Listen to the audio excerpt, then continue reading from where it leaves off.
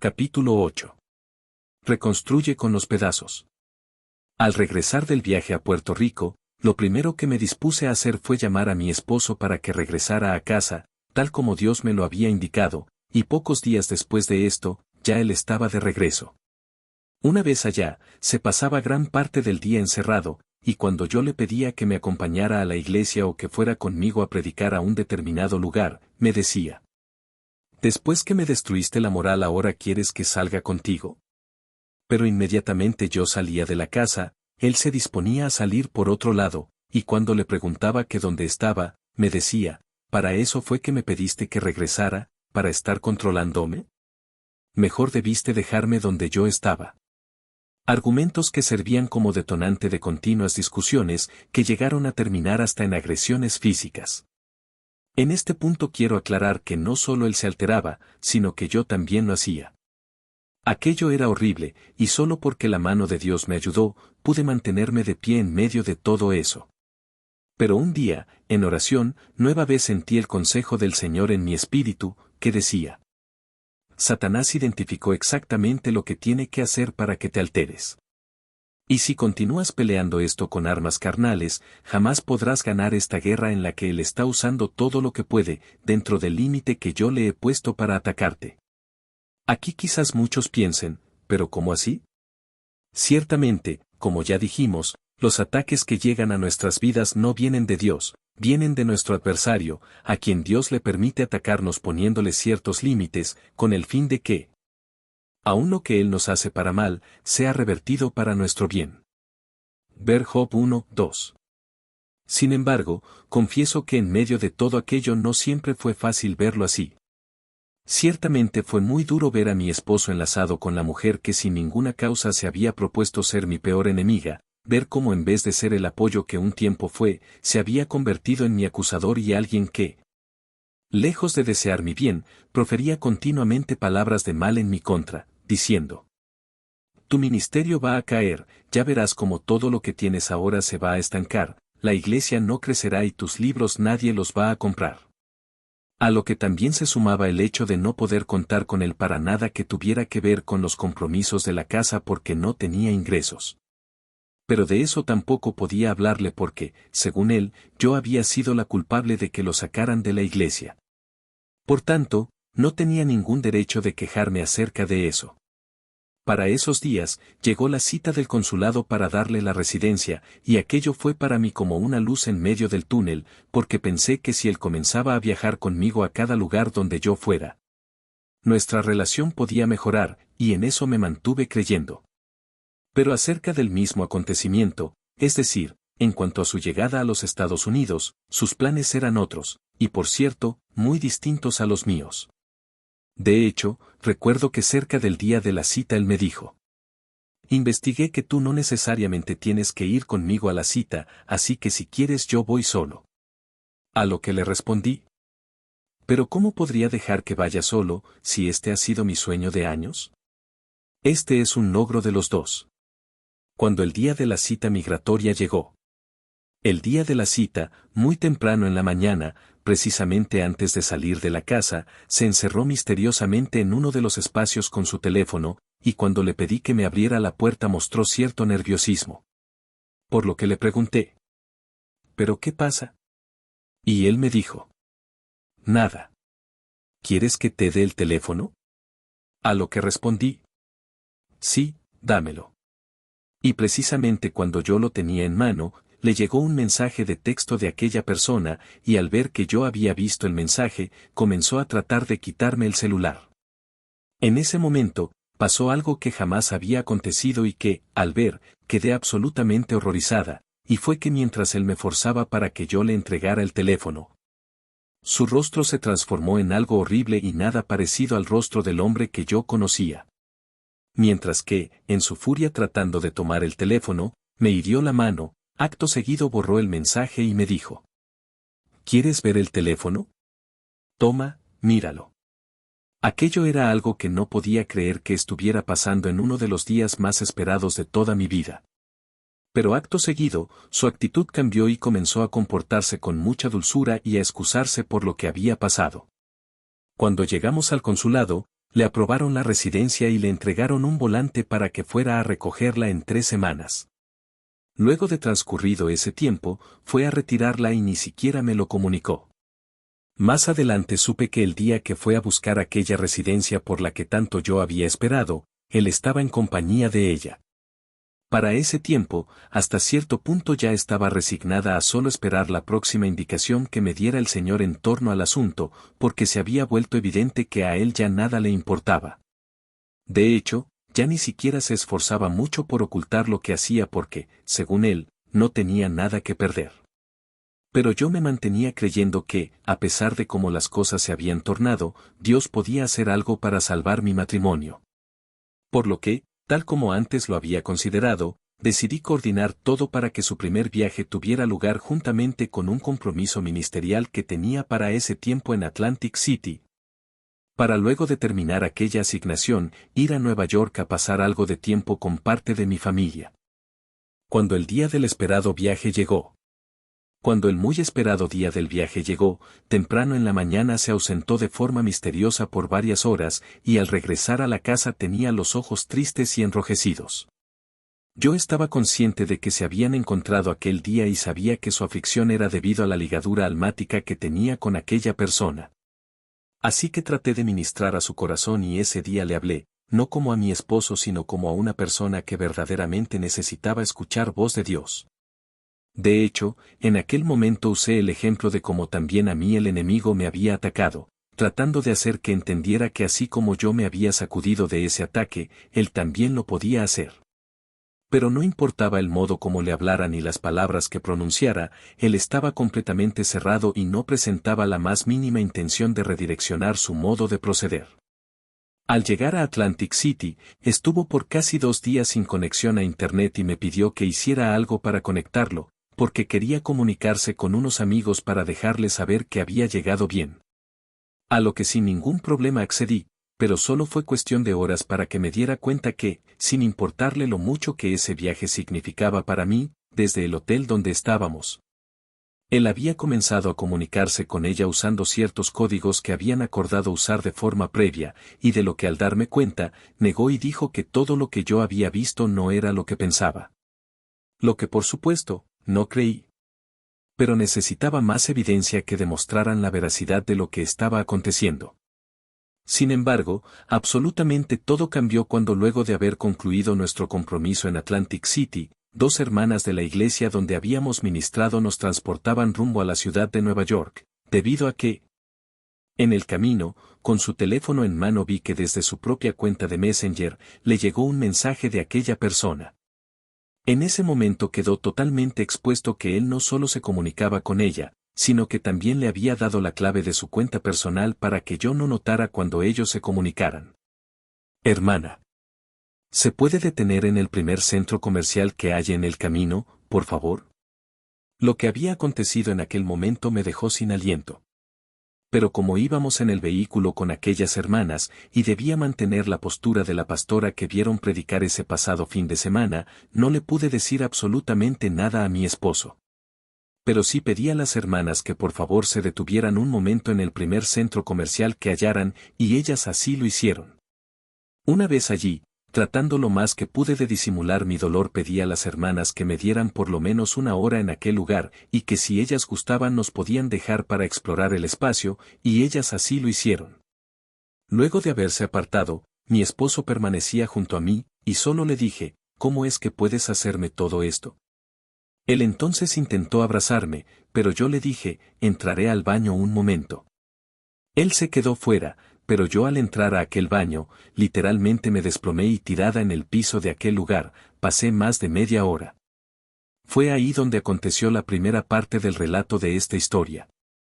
Y fue luego de salir de allí, que con lágrimas en los ojos, pregunté a mi esposo, ¿tienes idea de cómo me siento? Y él, mientras secaba mi rostro, respondió, yo sé que estás hecha pedazos. Y en eso no se equivocó, porque esa era exactamente la manera como me sentía yo. Pero a pesar de todo eso, el viaje debía transcurrir. Teníamos que llegar a casa de mi familia donde desde la primera noche de estancia, comenzaron a darse otros sucesos muy similares a los ya mencionados. Luego de agotada la semana que intencionalmente había dispuesto para que nos sirviera de celebración, por lo que entendía marcaba el inicio de un nuevo comienzo para nuestras vidas. Tuve que regresar sola a casa en República Dominicana, porque él debía permanecer en territorio estadounidense hasta que le enviaran la tarjeta de residencia. Pero esto no fue lo peor, sino el hecho de ver cómo luego de haberse quedado allá, cortó totalmente la comunicación conmigo, hasta el punto de sacar un número de teléfono que al dar a nuestro hijo mayor, pidió que no me lo compartiera. Pero luego de algunos días, le pregunté al niño si se había comunicado con su papá, y él no solo me dio la respuesta, sino también el número al que se había comunicado. Tenía los derechos, pero no tenía la voz. A partir de ese tiempo, comprendí que él había determinado abandonarme. Y luego de varios días sin saber nada de él, le llamé y le pregunté, ¿a ti no te interesa tu familia? Y solo para medir sus intenciones, le dije, creo que lo mejor será que nos divorciemos. Lo que al escuchar contestó, haz lo que tú quieras, mis hijos siempre van a ser mis hijos. Entonces comencé a considerar todo lo que hasta ese momento había pasado, y al ir donde alguien que respeto mucho a pedir orientación sobre el modo que debía proceder ante aquello, esa persona me dijo: estás en todo el derecho de proceder con el divorcio. Pero, aunque ciertamente tenía todo el derecho de proceder, aún no había recibido la indicación de Dios para hacerlo. Por lo que un día mientras iba camino a la iglesia, dije, Señor, por favor mira cómo está todo esto, Dios mío dime qué hago. Yo necesito saber si me das tu aprobación para proceder con el divorcio.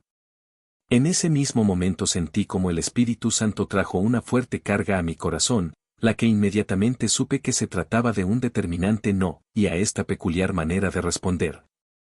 No añadió ningún otro argumento. Algo que confieso fue totalmente incomprensible para mí, pero si otros se habían dejado usar por Satanás para llevar a cabo sus planes, yo quería ser usada por Dios, para llevar a cabo los planes suyos. En este punto, con el fin de resumir la historia, solo diré que luego de todo esto pasaron alrededor de 3 años en los que por varias ocasiones él viajó al país sin ni siquiera avisarme que iba. Y en su estadía tampoco se quedaba con nosotros en la casa.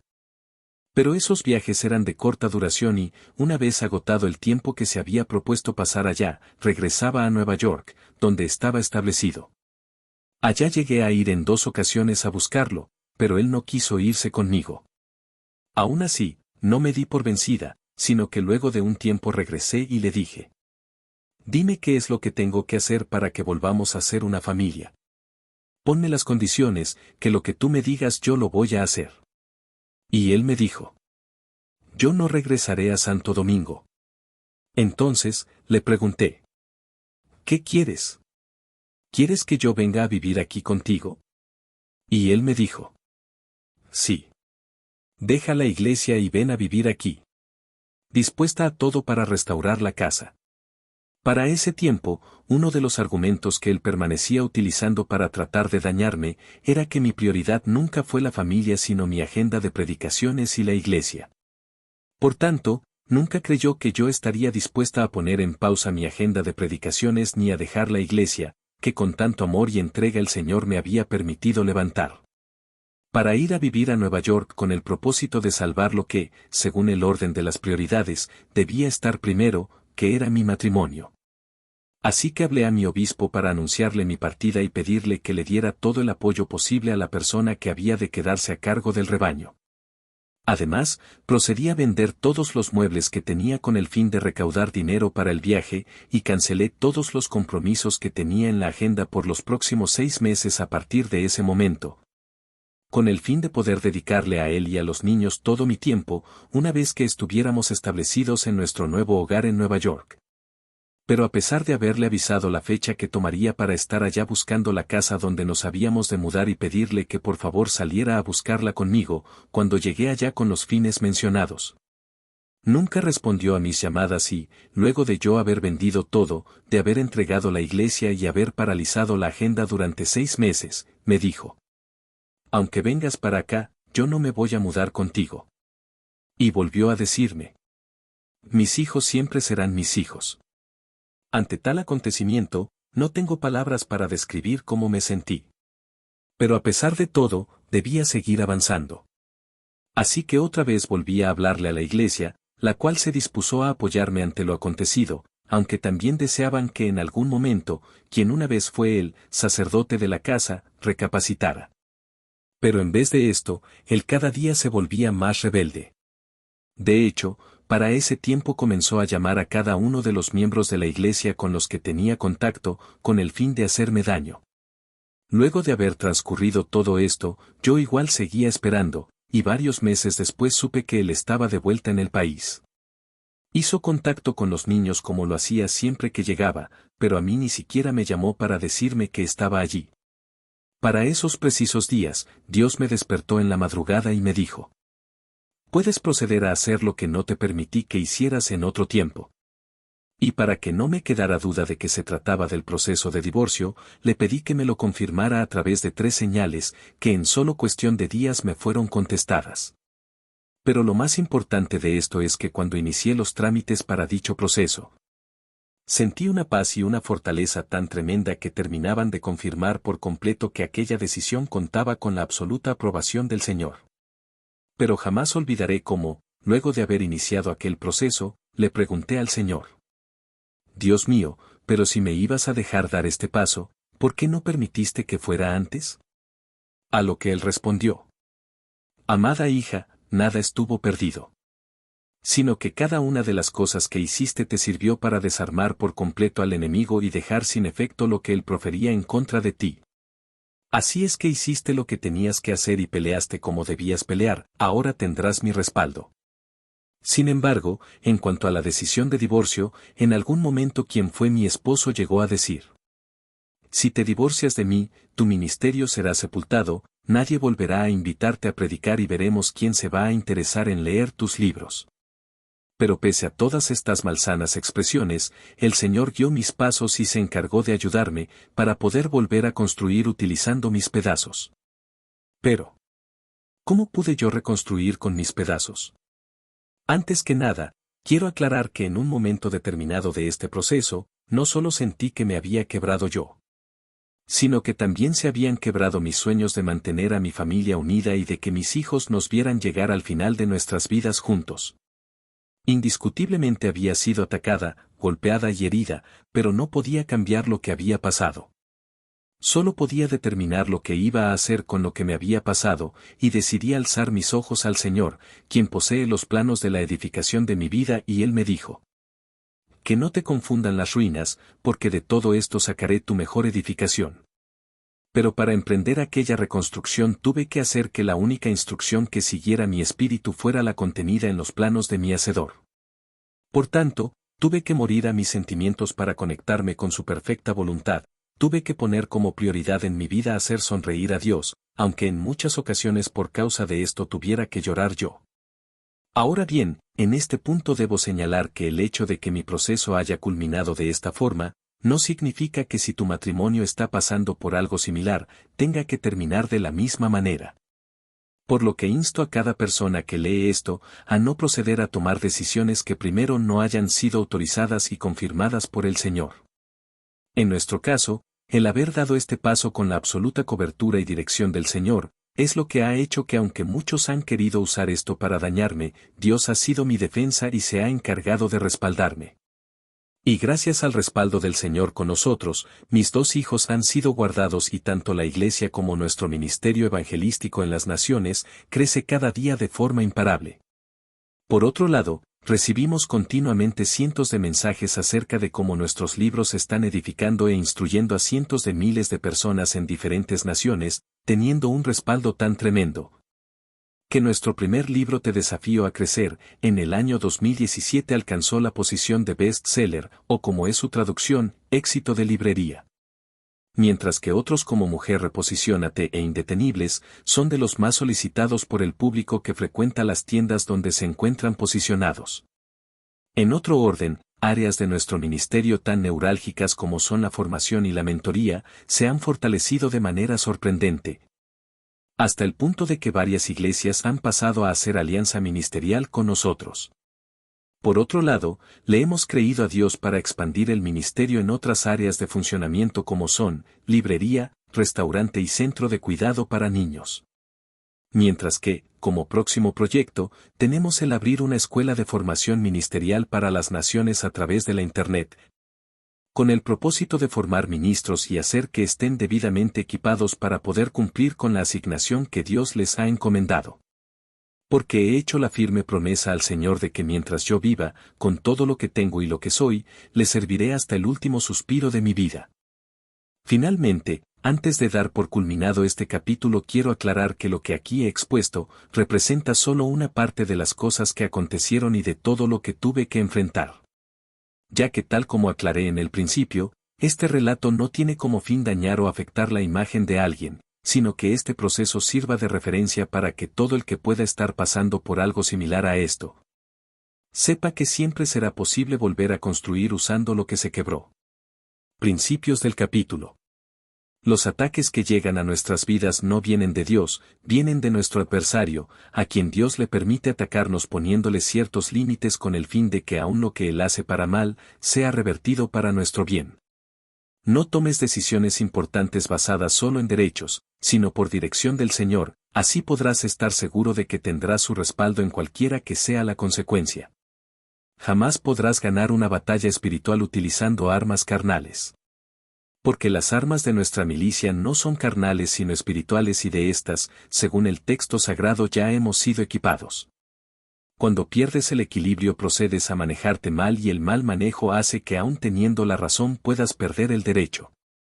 Para poder reconstruir usando lo que se quebró, tuve que alzar mis ojos a mi Hacedor, quien posee los planos de mi edificación, hacer que mi espíritu solo se dejara guiar por su instrucción. Morir a mis sentimientos para conectarme con su perfecta voluntad y poner como prioridad en mi vida, agradar siempre a Dios, aunque muchas veces eso significará el hecho de tener que llorar yo.